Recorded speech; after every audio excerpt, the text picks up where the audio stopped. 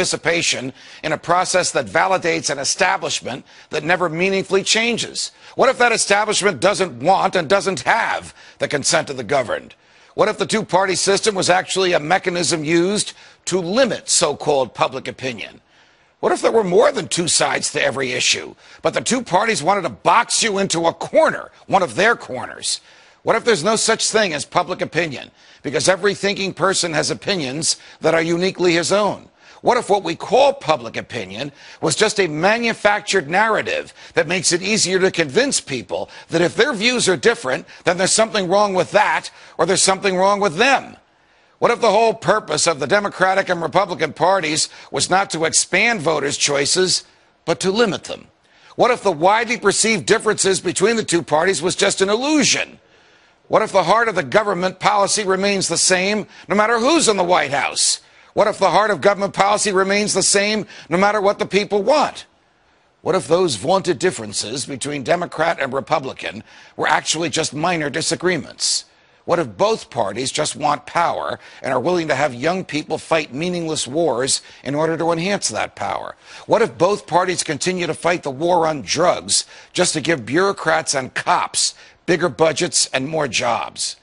What if government policies didn't change when government leaders did? What if no matter who won an election, government stayed the same? What if government was really a revolving door for political hacks bent on exploiting the people once they're in charge? What if both parties supported welfare, war, debt, bailouts, and big government?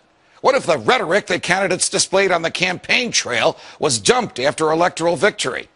What if Barack Obama campaigned as an anti-war, pro-civil liberties candidate and then waged senseless wars while assaulting your rights that the Constitution is supposed to protect? What if George W. Bush campaigned on a platform of non-intervention and small government and then waged a foreign policy of muscular military intervention and a domestic policy of vast government borrowing and growth? What if Bill Clinton declared that the era of big government was over, but actually just convinced Republicans like Newt Gingrich that they can get what they want out of big government too? What if the Republicans went along with it? What if Ronald Reagan spent 6 years running for president, promising to shrink the government, but then the government grew while he was in the White House? What if, notwithstanding Reagan's ideas and cheerfulness and libertarian rhetoric, there really was no Reagan revolution at all? What if all this is happening again? What if Rick Santorum is being embraced by voters who want small government, even though Senator Santorum voted for the Patriot Act, for an expansion of Medicare, and for raising the debt ceiling by trillions of dollars? What if Mitt Romney is being embraced by voters who want anyone but Barack Obama, but they don't realize that Mitt Romney might as well be Barack Obama on everything from warfare to welfare? What if Ron Paul is being ignored by the media, not because, as it claims, he's unappealing or unelectable, but because he doesn't fit into the pre-manufactured public opinion mold used by the establishment to pigeonhole the electorate and create the so-called narrative that drives media coverage of elections? What if the biggest difference between most candidates was not substance, but style? What if those stylistic differences were packaged as substantive ones to reinforce the illusion of a difference between Democrats and Republicans?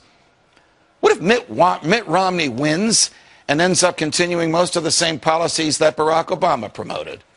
What if Barack Obama's policies, too, are merely extensions of those from George W. Bush?